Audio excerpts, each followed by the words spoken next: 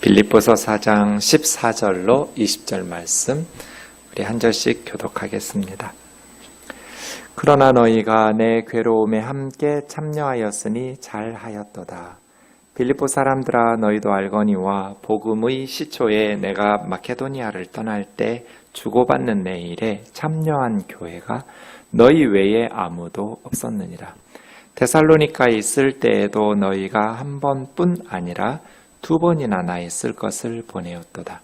내가 선물을 구함이 아니요 오직 너희에게 유익하도록 풍성한 열매를 구함이라. 내게는 모든 것이 있고 또 풍부한지라. 에바브로디도 편에 너희가 준 것을 받음으로 내가 풍족하니 이는 받으실 만한 향기로운 제물이요 하나님을 기쁘시게 한 것이라. 나의 하나님이 그리스도 예수 안에서 영광 가운데 그 풍성한 대로 너희 모든 쓸 것을 채우시리라. 하나님 곧 우리 아버지께 세세무궁하도록 영광을 돌릴지어다. 아멘.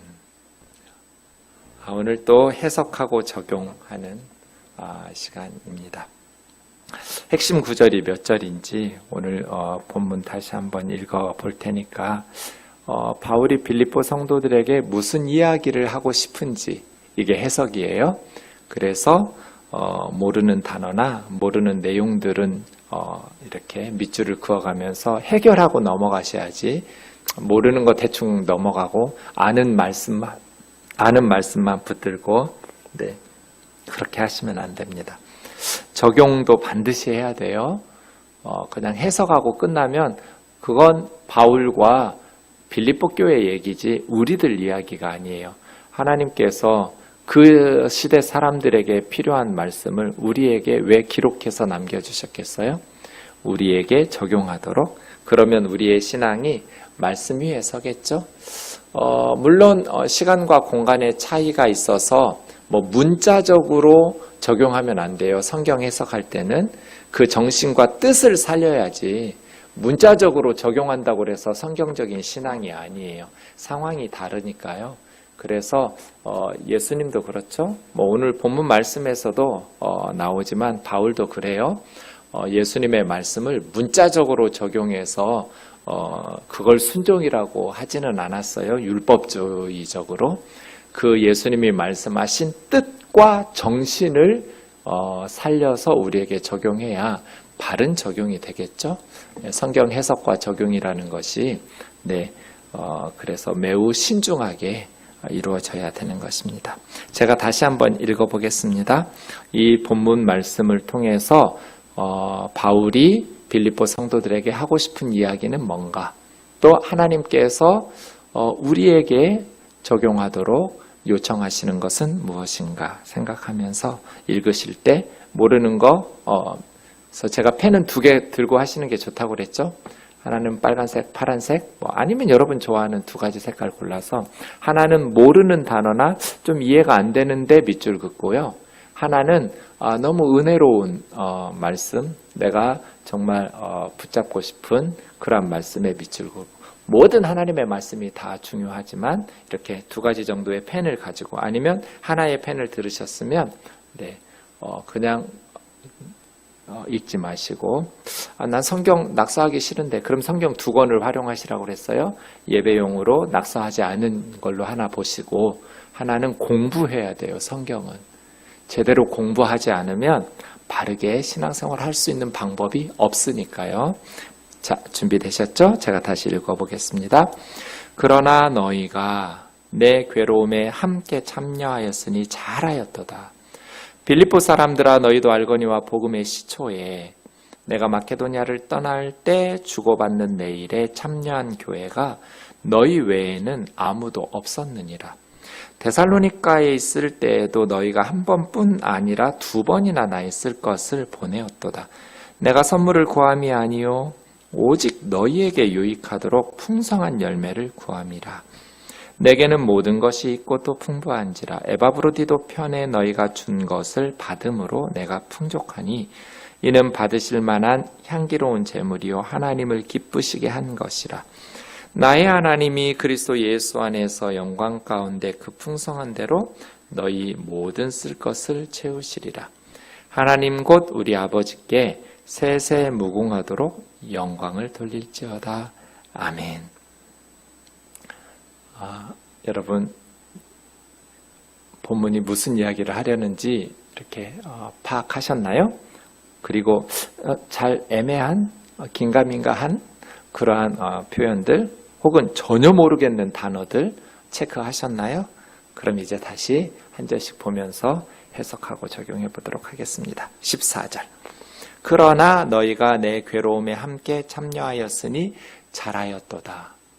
그러나 이런 접속사가 나오면 앞부분에 무슨 내용이 있었는지를 살펴보셔야겠죠? 앞에 12절 13절에 바울은 나는 비천에 처할 줄도 알고 풍부에 처할 줄도 알아 모든 일곱 배부름과 배고픔과 풍부와 궁핍에도 처할 줄 아는 일체의 비결을 배웠노라. 내게 능력 주시는 자 안에서 내가 모든 것을 할 수 있느니라. 이렇게 말했어요. 그러면서 그러나 너희가 내 괴로움에 참여하였으니 잘하였도다. 그럼 무슨 얘기겠어요? 나는 궁핍해도 굶주려도 비천에 처해도 선교사로서 말씀 사역을 감당할 수 있지만 내게 능력 주시는 주님 안에서 내가 이 복음 전파의 사명을 감당할 수 있는 일체의 비결을 배웠지만 그런 의미겠죠? 하지만 빌립보 교회에 너희가 내 괴로움에 함께 참여하였으니 잘하였도다. 바울은 지금 로마 감옥에 있으니까 자비량 선교 사역을 할 수도 없잖아요. 나가서 돈을 벌 수 없으니까요. 감옥에 갇혀 있는 사람으로서 그때 당시의 감옥은 지금 우리처럼 때 맞춰서 험악한 음식이나마 꼬박꼬박 밥을 주거나 그렇게 복지적인 이런 건 없었어요. 그래 감옥에서 굶어 죽는 죄수들도 많았고요. 굉장히 힘들었다고 해요. 그러니까 바울은 자비량 정신을 아무리 가지고 있었다 할지라도 감옥 안에서는 일을 하면서 수입을 생길 수는 없으니까요. 내 괴로운 상황이죠.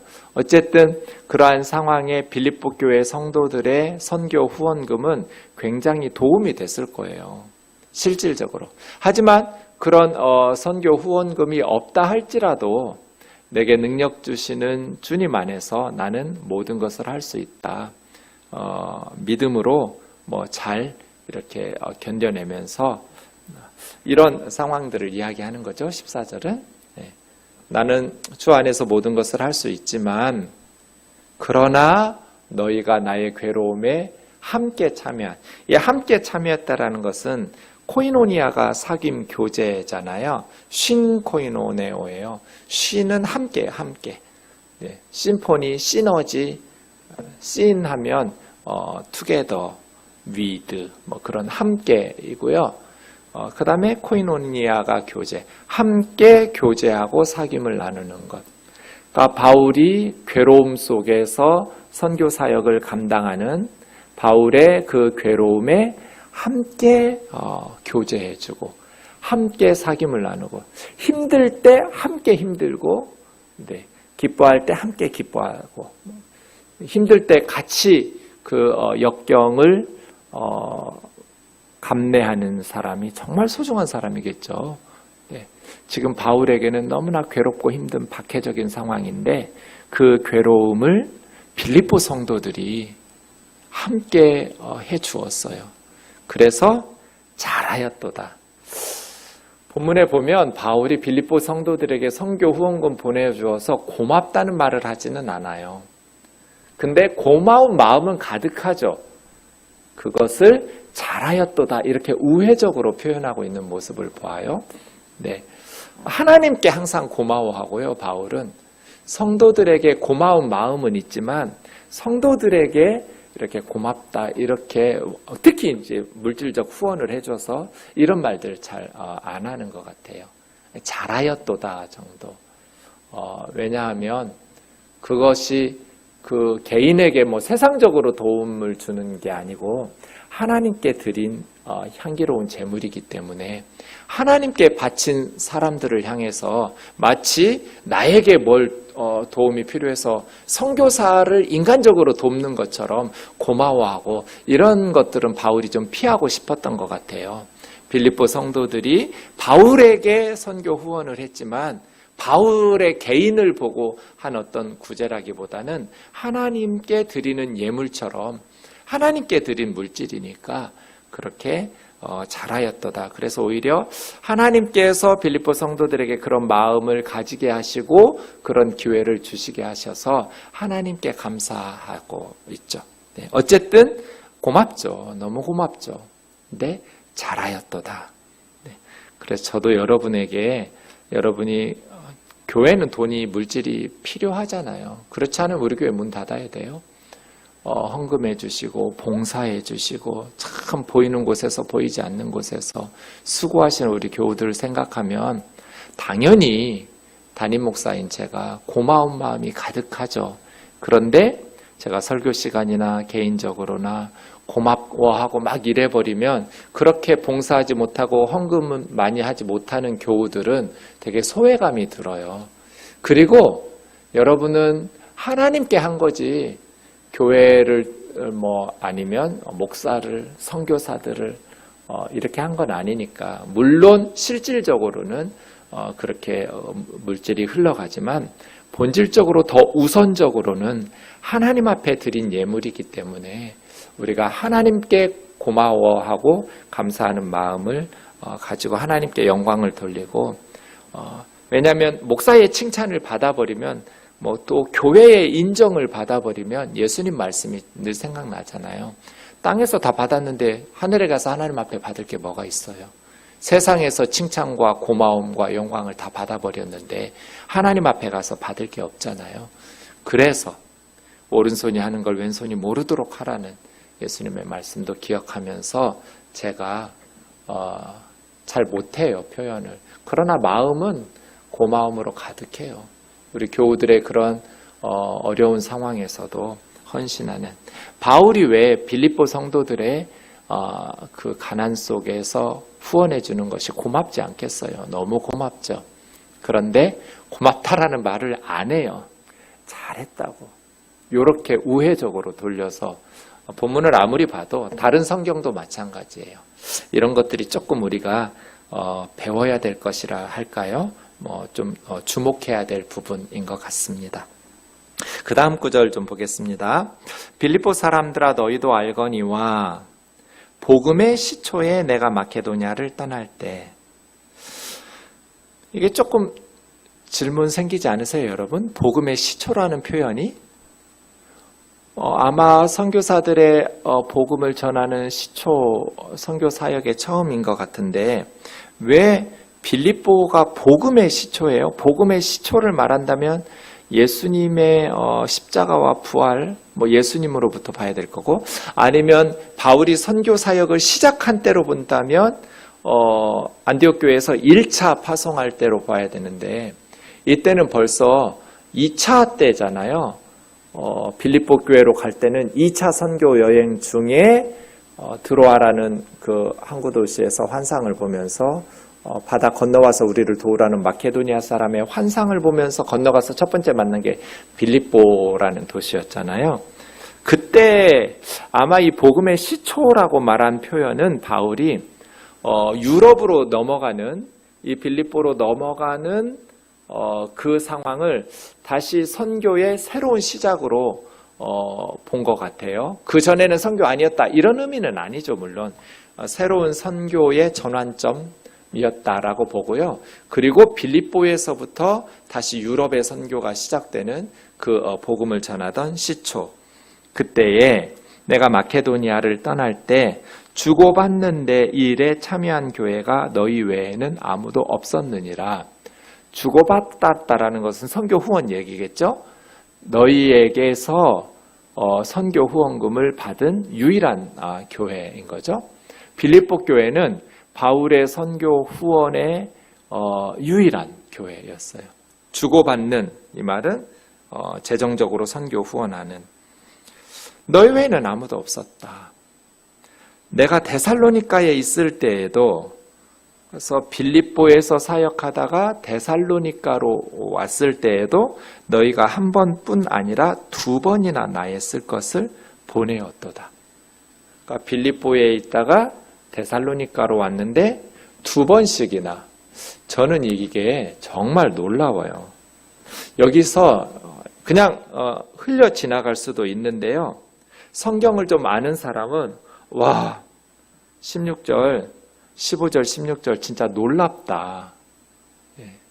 두 가지가 놀라워요. 여러분 화면을 보시면 놀랍다 제가 써놨거든요. 거기 열어주세요, 전사님. 그 다음에요. 네. 뭐가 놀라운가, 이 구절이. 바울의 선교팀이 빌립보에서 있다가 데살로니가에서 사역하고 있을 때 한 번뿐만 아니라 2번씩이나 선교원금을 보냈다라는 게 놀라워요. 뭐 이게 놀라워? 알고 보면 놀라워야 돼요. 그 다음 2번째 놀라운 건요. 바울이 데살로니가에서 사역했어요. 그 후에 베레아를 거쳐서 아테네를 거쳐서 고린도에 왔죠. 고린도에서 1년 6개월 동안 사역했어요. 그런데 데살로니가 교회나 고린도 교회에서는 자비량으로 선교했어요. 직접 고린도 같으면 브리스길라 아굴라 집사님 가정에 취직해서 장막을 만드는 엄청 힘든 육체노동이에요. 엄청나게 힘든 육체노동, 짐승 가죽들을 막 손질하면서 메고 다니고 나르고 들고 해야 될 그러한 장막을 만드는 일을 하면서 밤낮 수고했다고 그랬어요. 고린도에서 밤과 낮으로 코피아오, 정말 코피를 쏟아갈 만큼 힘들게 수고하면서 고린도 사역을 했어요. 이렇게 자비량했어요. 그러면서 돈을 받지 않았어요. 교회로부터는. 근데 빌립보 교회의 후원은 받았어요. 이게 놀라워요. 이 두 가지 사실이. 왜냐하면 데살로니가는 마케도니아 지방의 수도예요. 큰 도시고 부자 도시. 여러분, 부자 동네에 있는 교회가 부자 교회죠. 아무래도 그렇지 않게. 물론 부유한 성도들도만 오는 건 아니죠. 주로 노예나 하층민들, 일용직들 이런 분들이 많이 왔겠죠. 하지만 그래도 빌립보같이 작고 가난한 도시에 세워진 교회보다 데살로니가나 고린도같이, 고린도는 아가야의 수도예요. 그러니까 데살로니키나 고린도는 하나는 마케도니아의 수도고요. 하나는 아가야의 수도예요. 그러니까 아무래도 부유한 교회들이에요. 그런데 부유한 교회에서는 돈을 받지 않았어요. 후원을. 그런데 가난한 교회인 빌립보 교회에서는 목사님 뭐 작다고 꼭 가난합니까? 작지만 큰 부자 성도들이 있으면 뭐 그 교회가 더 부자일 수도 있잖아요. 그런 가능성이 있죠. 근데 제가 그런 질문도 생각 못하고 이런 말 하겠어요? 빌립보는 진짜 가난한 교회였어요. 나중에 이제 확인시켜 드릴게요. 그런 교회에서는 이게 좀 이상하죠. 선교사가 후원을 받으려면 부유한 성도들에게 부유한 교회에서 후원을 받아야지, 가난한, 찢어지게 가난한, 극심하게 가난한 그런 교회 성도들의 후원은 안 받아야죠. 괜찮다고 기도만 해달라고 이런 식으로 할 것 같은데, 부자 교회들에서는 안 받았고요. 가난한 교회에서는 받았어요. 이게 놀랍다는 거예요, 저는. 그래서 15절, 16절이 놀라워요. 이 두 가지를 생각하면서 다시 한번 볼게요. 빌립보 교회가 데살로니가에 있을 때 복음의 시초에 2번씩이나 보냈다. 여러분, 빌립보에서 데살로니가가 100마일이에요. 160km가 넘어요. 160km를 빌립보 교회에서 데살로니가까지 전달한 거예요. 시초에. 그런데 2번씩이나. 왜 이걸 놀랍다고 말하냐면, 데살로니가에서 바울이 오래 있을 수가 없었어요. 복음을 전하다가 깡패들이, 유대인들이 저작거리에 아주 괴악한 사람들, 지금으로 하면 조폭들이에요. 조폭들을 동원해서 유대인들이 바울의 선교팀을 잡아 죽이겠다고 설치는 바람에 바울은 밤에 야반도주했어요. 바울의 선교팀이 다 한꺼번에 움직이지도 못했어요. 얼마나 상황이 급박했는지 아시겠죠? 상황이 좀 여유 있었으면 데살로니가 성도들에게 작별 인사도 하고 뭐 그렇게 서로 기도도 좀 하고 말씀도 좀 나누면서 그렇게 왔을 텐데 데살로니가에서 그렇게 올 수가 없었어요. 거의 도망 오듯이 정말 젖된 아이, 갓난 아이를 두고 떠날 수밖에 없는 어미처럼. 데살로니가 하면 여러분 데살로니가 전후서 보세요. 바울의 머릿속에는 정말 젖된 어미, 아직 젖도 못된 아이를 두고 데살로니가 성도들에게는 아직 충분히 영적인 길어야 2, 3개월? 바울이 데살로니가에서 사역한 건 길어야 3개월이에요. 불과 그냥 이제 막 복음 전하면서 예수님을 영접하고 이제 막 양육이 시작된 지금 영적인 젖을 먹고 있는 갓난아이와 같은 그런데 조폭들을 일으킨 거예요. 그래서 바울의 선교팀 죽이겠다고 그래서 주동자가 바울이니까 바울을 급히 그래서 바울이 베레아로 피해왔죠. 그랬더니 데살로니가의 깡패들을 동원한 유대인들이 베레아까지 쫓아왔어요. 그래서 바울은 아테네로 넘어왔고요. 아테네에서 고린도로 넘어왔어요. 근데도 100마일이 넘는 데살로니가에 그 짧은 기간 동안에 바울의 선교 사역 중 2번씩이나 선교 후원금을 보냈다는 거예요. 이 가난한 교회가. 그러니까 이것은 진심으로 후원한 거예요. 그냥 체면치레 하겠다라는 게 아니에요. 빌립보 성도들의 마음은 진심으로, 잠시 후에 말씀 바울의 고백을 보겠지만 진심으로 이분들이 바울의 선교에 동참한 거예요. 빌립보 교회 이런 교회예요. 너무 감동을 주는. 그래서 저는 놀랍다는 거예요. 어떻게 데살로니가에 그 짧은 기간 사역했는데 2번씩이나 대표단을 보내가지고 선교 후원금을 전달했냔 말이에요. 이 빌립보 교회가 놀라워요. 정말 놀라워요. 이 빌립보 교회 좀 고린도후서 8장 1절에서 5절을 좀 보겠습니다. 제가 아까 말씀드린 것 같은데요. 형제들아, 하나님께서 마케도니아 교회들에게 주신 은혜를 우리가 너희에게 알리노니, 이 마케도니아 교회들이라고 그랬지만 빌립보 교회예요. 빌립보 교회가 환난의 많은 시련 가운데서 그들의 넘치는 기쁨과 극심한 가난이 그들의 풍성한 연보를 넘치도록 하게 하였느니라. 보세요. 제가 빌립보 교회가 작지만 알토란 같은 부자 성도들이 있어서 부유한 교회가 아니었다고 말씀드렸죠. 극심한 가난. 빌립보 교회 그런 교회였어요. 환난의 많은 시련. 아마 고린도 후서를 쓸 때는 빌립보 교회만이 아니라 데살로니가 교회도 후원을 했을 수도 있지만 어쨌든 그랬을 것 같지는 않고요.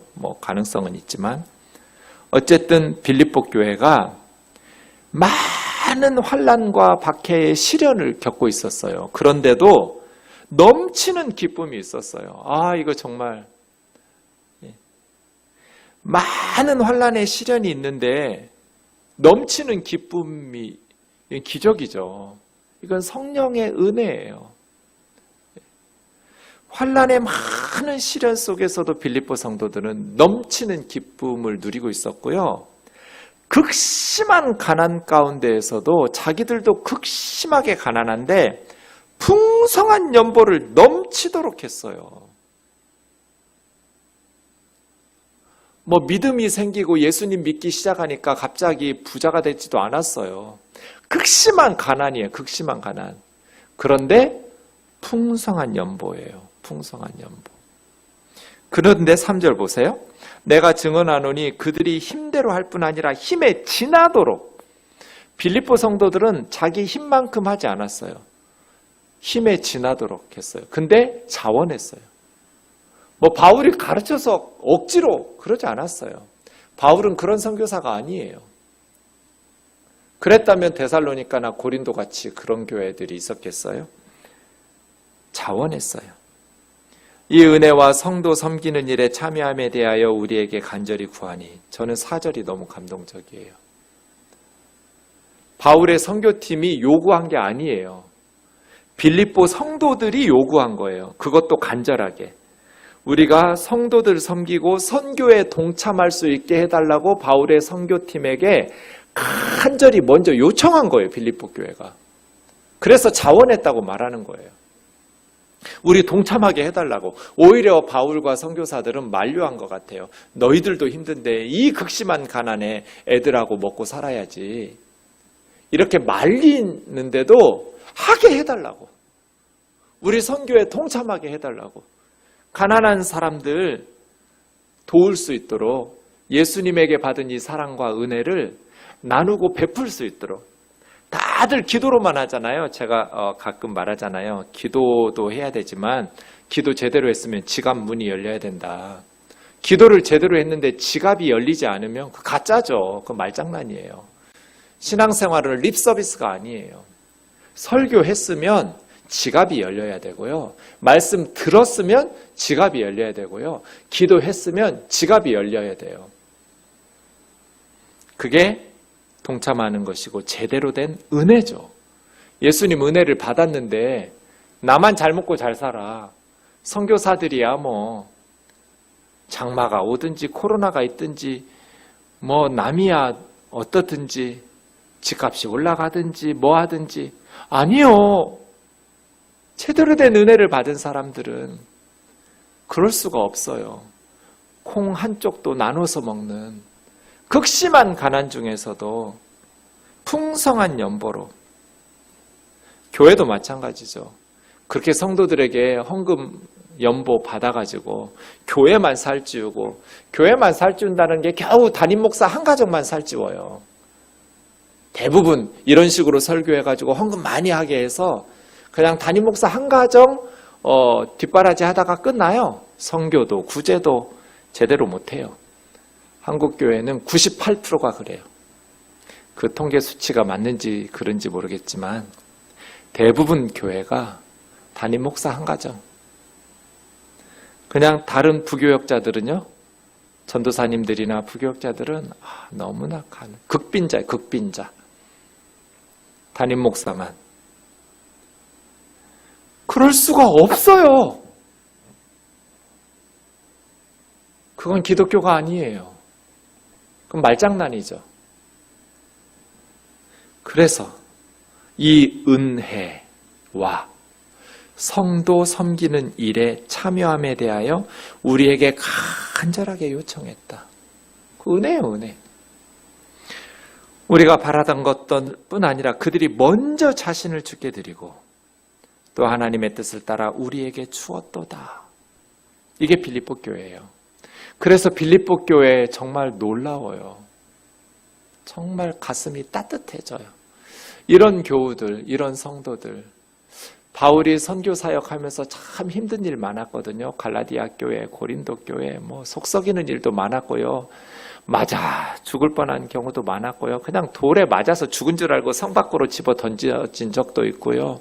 수없이 굶주리고 헐벗고 너무너무 힘든 사역 중에 빌립보 교회 같은 성도들이 큰 기쁨과 위로가 되었어요. 이런 성도들이 있어요. 이런 교회가 있고요.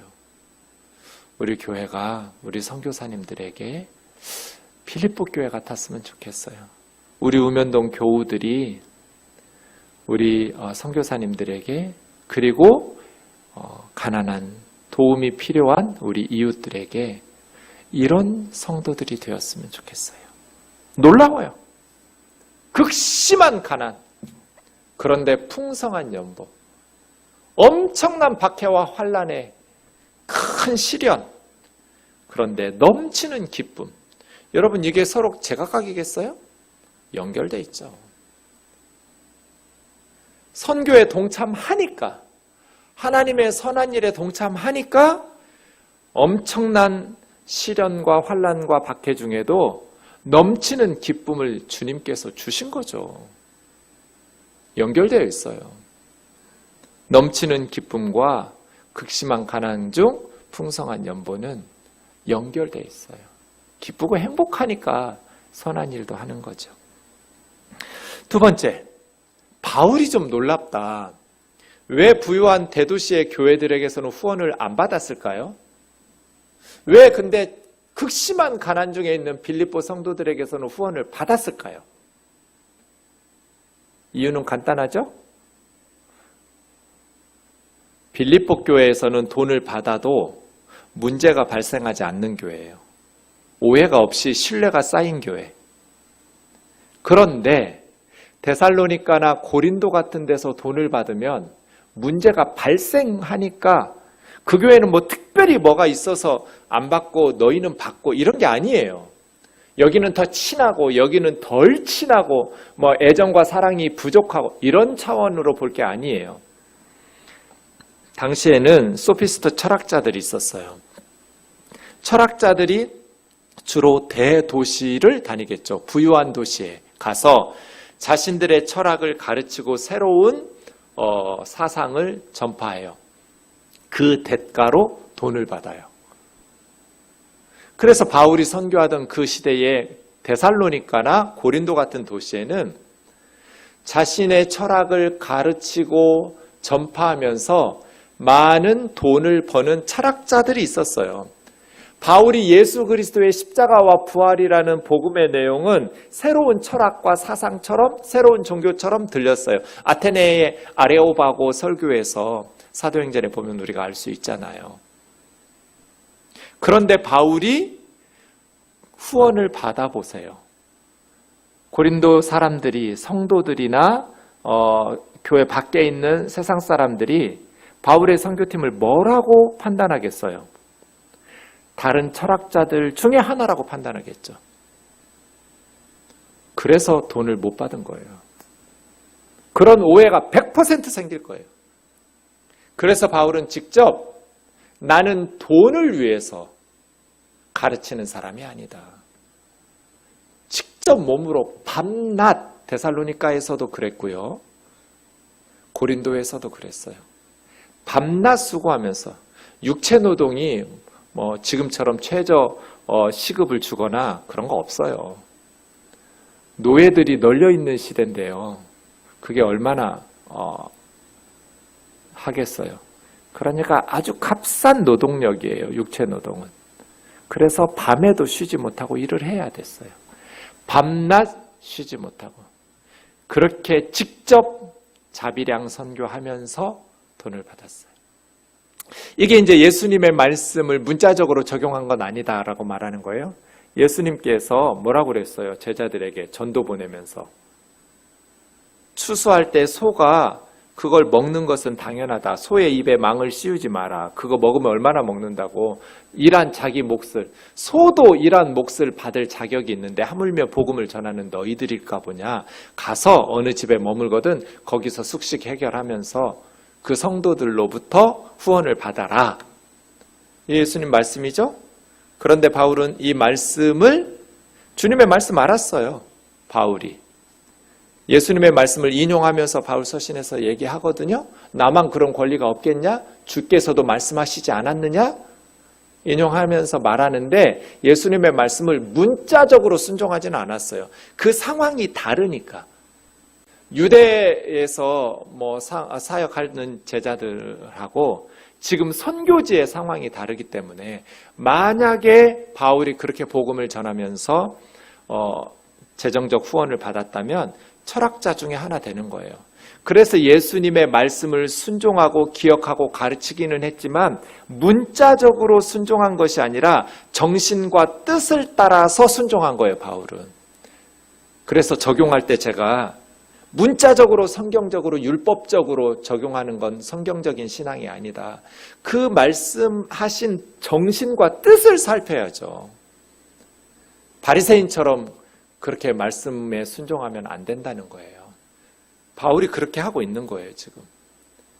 그러니까 바울은 굉장히 힘들게 사역한 거예요. 그래도 그것만이 교회를 교회되게 하고 복음이 오해됨 없이 전파될 수 있기 때문에 직접 수고하면서 그 일들을 감당한 것이죠.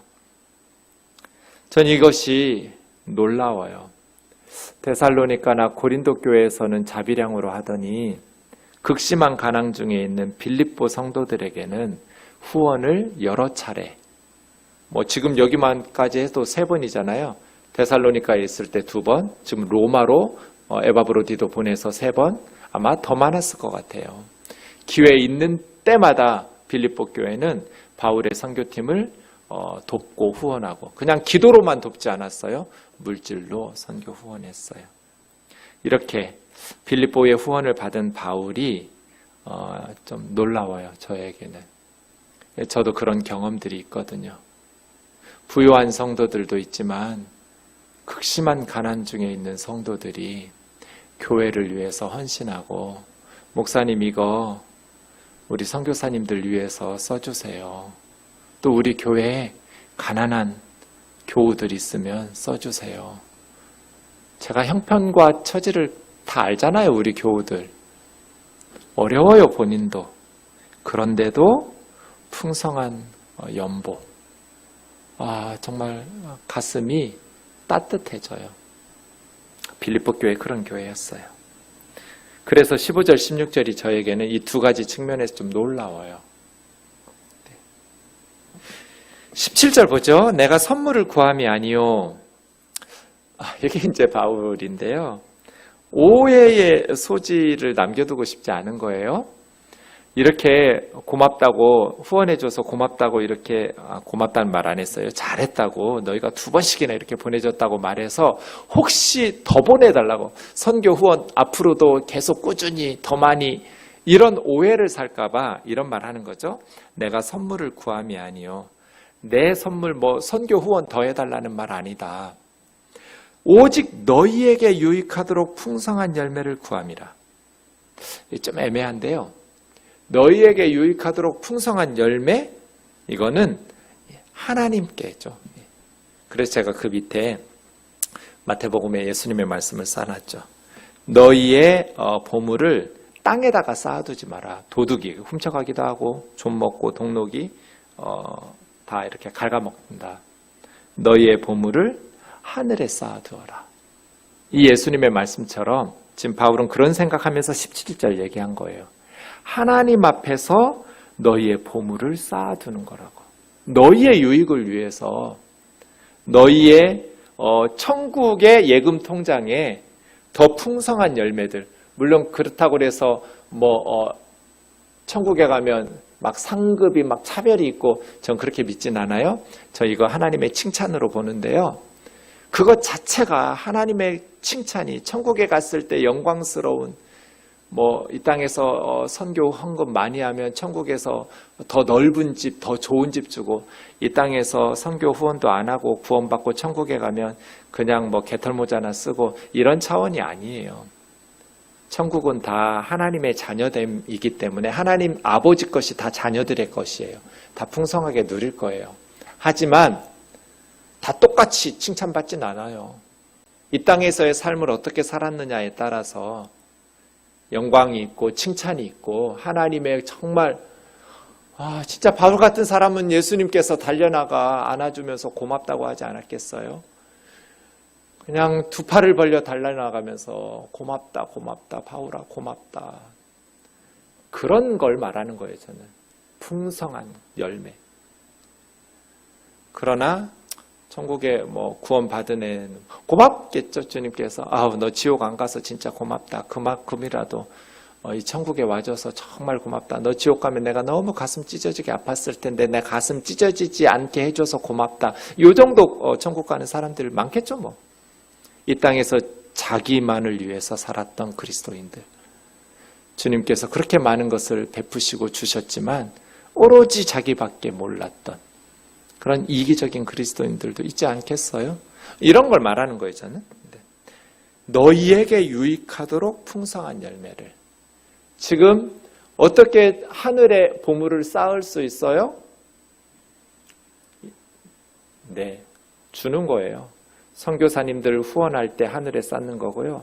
가난한 가족들, 친척들, 가난한 이웃들에게 베푸는 거 하늘에 쌓는 거예요.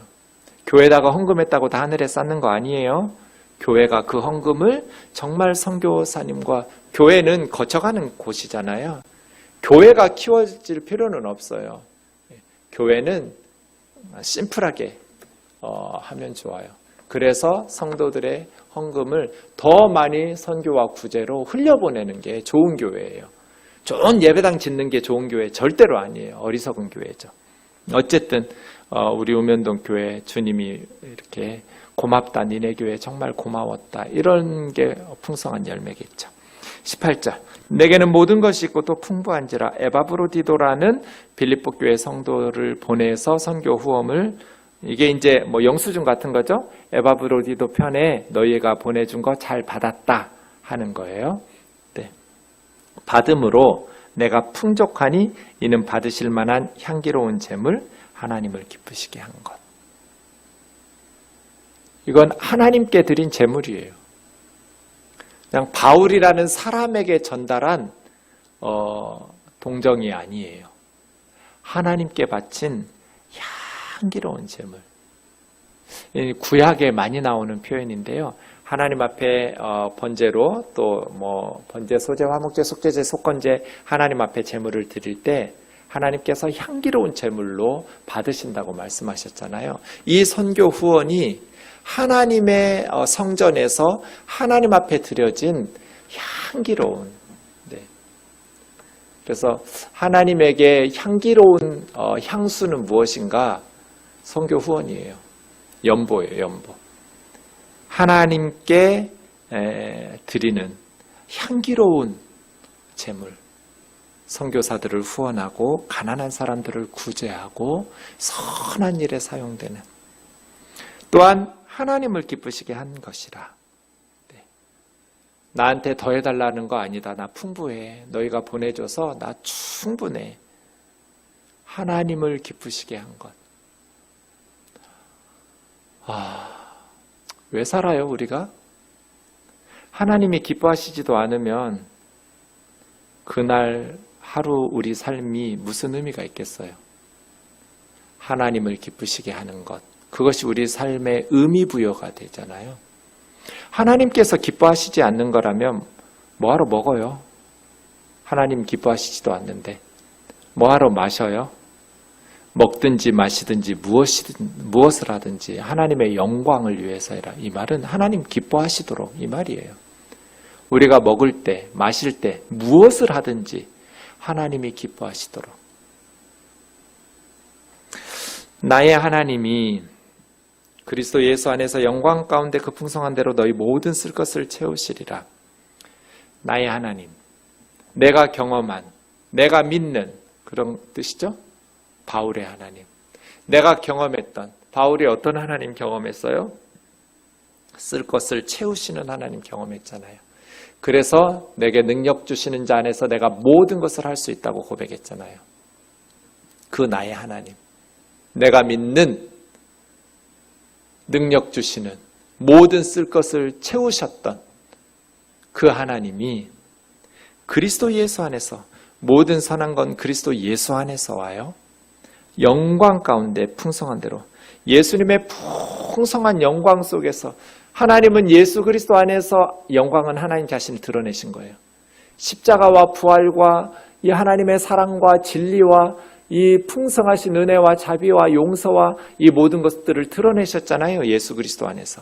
하나님께서 예수 그리스도 안에서 풍성한 영광을 드러내셨어요. 하나님이 어떤 분인지 나타내셨어요. 그 하나님께서 너희 모든 쓸 것을 채우시리라. 이런 기도, 이런 축복. 그래서 선교하는 교회는 망할 것 같은데 안 망해요. 제가 늘 말하잖아요.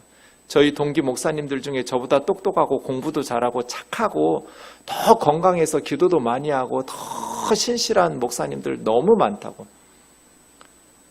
그런데 지금 목회 그만하는 목사님들 많아요.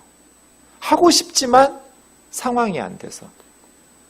그런데 저는 건강하지도 못하고 뭐 더 착하지도 못하고 더 똑똑하지도 못하고 그럼에도 불구하고 이렇게 목회. 제 기도 제목이 은퇴할 때까지 목회하는 거거든요. 하나님 성도들에게 약속한 65세까지 그때까지만 건강할 수 있어서 약속한 기간 동안 목회하게 해주세요. 제가 어제 코로나 검사도 받고 왔잖아요. 아무 문제 없이 음성 판정 받았네요. 안전하게, 건강하게. 그 중간에 주신 사명 감당 못하고 하고 싶어도 할 수 없는 상황 되지 않도록. 왜 그랬을까요? 뜨인들교회는 개척한 첫 달부터 선교 헌금을 했거든요. 우즈베키스탄의 선교사님에게 1년 동안 우리 목회자들 사례비를 10원도 못 받았어요. 개척교회 다 그렇죠. 근데 그때 IMF여서 선교비부터 보내기 시작했고 첫 해에 우즈벡에서 한 청년 데려다가 신학대학원 3년 가르쳐서 다시 파송했고 그 후에 또 데려다가 가르쳐서 파송했고 저는 그것 때문이라고 믿어요. 가난했어요. 뜨인들교회. 성도도 없었어요. 목사가 부족하니까 성도들이 올 리가 없잖아요. 하나님께서 보내시지도 않죠. 그래서 우리 교우들 참 고생 많이 했어요. 참 지긋지긋하게 고생 많이 했어요. 그런데 우리의 모든 쓸 것을 채우셨어요. 그 제가 산 증인이에요. 하나님이 기뻐하시는 교회는 모든 쓸 것을 채우신다. 교회뿐이에요? 가정도 마찬가지겠죠? 여러분이 빌립보 교회처럼 우리 우면동 교회가 그런 가정들이 된다면 그리스도 예수 안에서 넘치는 영광 가운데 풍성한 영광 가운데 역사 가운데 자신을 드러내신 나의 하나님이 너희 모든 쓸 것을 채우시리라. 마지막 20절이요. 하나님 곧 우리 아버지께. 하나님 우리 아버지니까 모든 쓸 것을 채우시죠. 자식들의 필요는 아버지가 채우죠. 세세 무궁하도록 영광을 돌릴지어다. 아멘.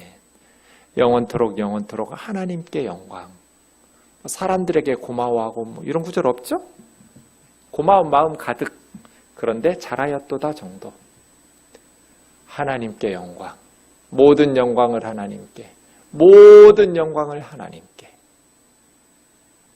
이러한 신앙들, 이 믿음이죠.